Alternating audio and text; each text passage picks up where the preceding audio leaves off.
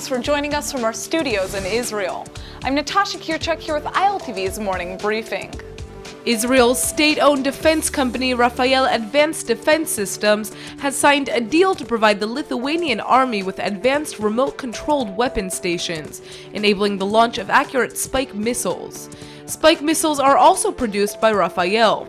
The Samson Mk2 weapon stations will be mounted on 88 Boxer infantry fighting vehicles to be provided to the Lithuanian infantry forces by the Dutch-German consortium Artec. Rafael will serve as Artec's subcontractor, and the weapon station will be modified to match different armament types and calibers. Defense establishment sources estimated today that Rafael's share in the deal will be 100 million euros. The weapon stations will be delivered next year, and this is Rafael's first deal in Lithuania, one of 25 countries worldwide to whom Rafael has sold weapon stations. Israeli security forces razed the West Bank home of a Palestinian who was involved in the July shooting attack that killed Israeli Rabbi Miki Mark. The demolition of the house near Hebron on Monday night belonged to Mahmoud Abu al-Majid al-Emaria. 38-year-old al-Emaria admitted during his interrogation that he had driven the vehicle from which the deadly shooting attack was conducted. On July 1st, Palestinian gunmen fired at a vehicle driven by Mark on Route 60 in the South Hebron Hills, killing the father of 10. Mark's wife Chava was seriously injured as her husband lost control of the vehicle and drove off the road. 2 of his teenage children were lightly and moderately hurt in the incident.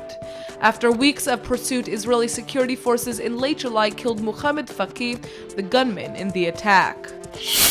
A leading international human rights group is charging Palestinian authorities with silencing dissent by cracking down on free speech and abusing local journalists and activists.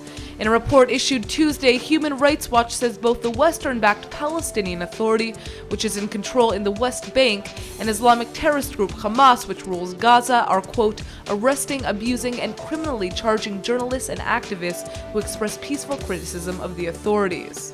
A spokesman for the Palestinian government said any cases of abuse were isolated and not government policy. Hamas officials declined comment. Human Rights Watch says Palestinian forces have arrested activists and musicians who ridiculed Palestinian security forces and accused the government of corruption.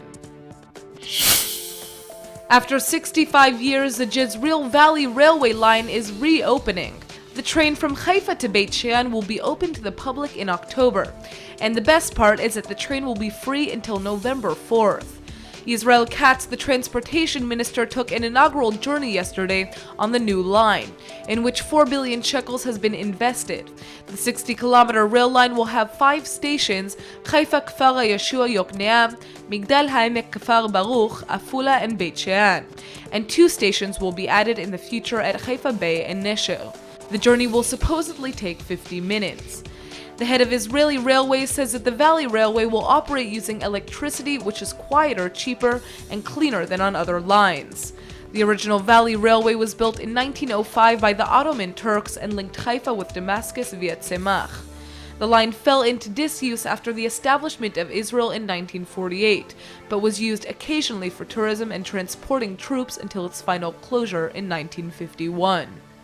That's all for now. I'm Natasha Kirchuk, and see you later with our main daily broadcast from Israel at 2 p.m. Eastern Time.